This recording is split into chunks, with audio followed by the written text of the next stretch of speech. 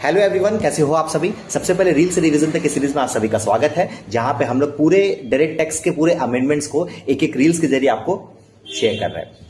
तो ऑलरेडी एक प्लेलिस्ट बना हुआ है। यदि आप पूरे अमेंडमेंट्स को बहुत कम समय में और बहुत इंटरेस्टिंग वे में यदि कंप्लीट करना चाहते हैं तो पूरे प्लेलिस्ट को जरूर से देखिएगा।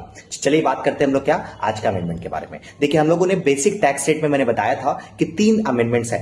एक टैक्स रेट जो 115 बीएसई जो मैंने ऑलरेडी एपिसोड नंबर 2 में मैंने कवर कर दिया है। उसके बाद 87A में रिबेट में आपका डिफरेंसेस था, वो भी मैंने एपिसोड नंबर 3 में कवर कर दिया है। अभी हम लोगों का ये है एपिसोड नंबर 4। इस एपिसोड नंबर 4 में हम लोग बात करने वाले हैं एक बहुत ही माइनर सा अमेंडमेंट जो आपके एग्जाम में एमसीक्यू में पूछ सकता है, फिर बड़े क्वेश्चन का एक छोटा सा पार्ट हो सकता है।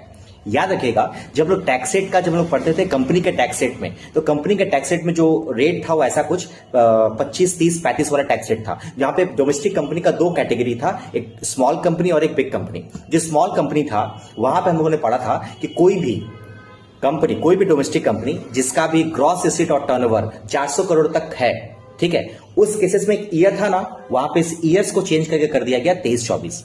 मतलब अब आप किसी डोमेस्टिक कंपनी को स्मॉल कंपनी और बिग कंपनी तब बोलोगे जब आप उसको 23-24 को के ग्रॉस रिसीट्स और टर्नओवर को देखना, यदि वो 400 करोड़ तक है तो याद रखिएगा आपका वो क्या माना जाएगा, स्मॉल कंपनी हो जाएगा और वहां पर टैक्स रेट लग जाएगा 25%। बस खाली ईयर्स को याद रखिएगा, 23-24 में अब हम लोगों का टर्नओवर ग्रॉस रिसीट को देखना है।